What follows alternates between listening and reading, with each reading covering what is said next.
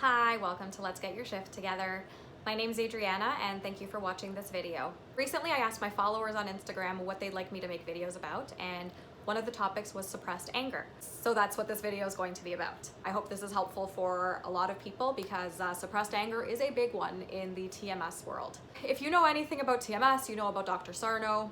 He talks a lot about suppressed rage from childhood. Anger could be part of so many different emotions. I think as a society, we're really good at suppressing anger. We don't like to think that anger is a part of whatever emotions we're repressing. Society doesn't like it, and you know, good people don't get angry, and that's just like, that couldn't be farther from the truth. And it's human to be angry, just like it's human to be sad and human to be excited, and anything, like any emotion is human. So anger is definitely a human emotion that we have, and feeling your anger doesn't mean you're gonna go on like some sort of rampage, harming others or whatever. I think that that's where a lot of people's minds tend to go when they think about, well, oh, like all the suppressed rage. Like you think about some crazy guy who's just been bottling up all of his emotions all his life, and then he explodes one day and does something insane. That's not what doing the TMS work is going to do to you at all. If anything, it's going to prevent that. So yeah, I guess I'll start with Dr. Sarno, and he pretty much brings it back to childhood, that's how suppressing anger begins. There's many opportunities in your childhood where you're suppressing anger. So it could be when you were 2 years old, you were having a tantrum because you were angry about, I don't know, and you started having a tantrum and your mom wanted you to be quiet, so she shut you up. So you learned to repress that emotion. And it's basically like, as a kid, you think that feeling those emotions is dangerous because your mother doesn't want you to express it. So if you don't have your mother's approval, you don't get love, and then you die. So that's how the child's brain works. So that's how we begin to suppress anger from such a young age, and we don't even realize we have been doing it for so long.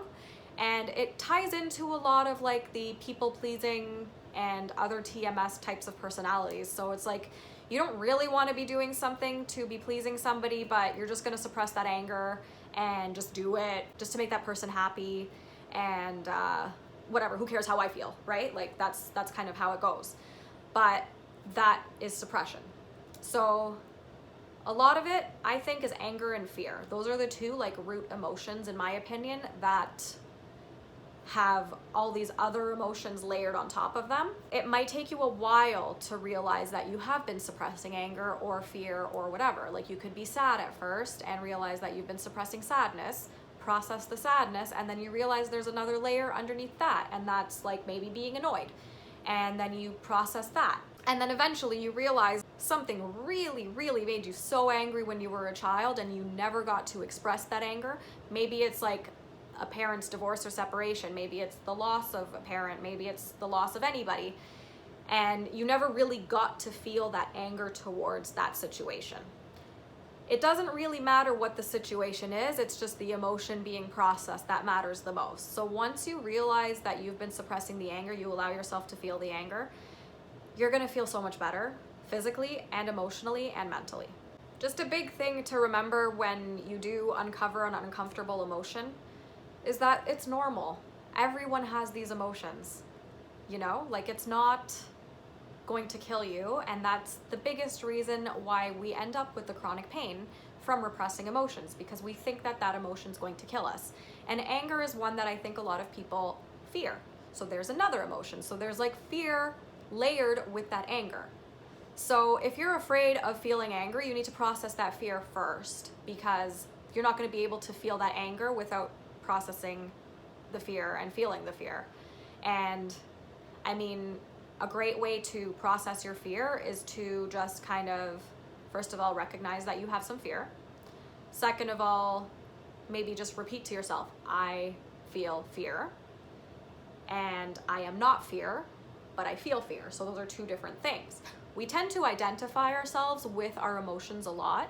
So your brain is kind of wired to think that if you are afraid of something, then you're just afraid, and you're gonna permanently feel afraid forever, all the time. but that's just not the case. If you still think that that's the case, I would actually encourage you to try feeling that fear and allowing yourself to feel the fear, just to prove your brain wrong, because you will. Like, it could take just a few minutes of feeling that fear and then you're gonna be fine.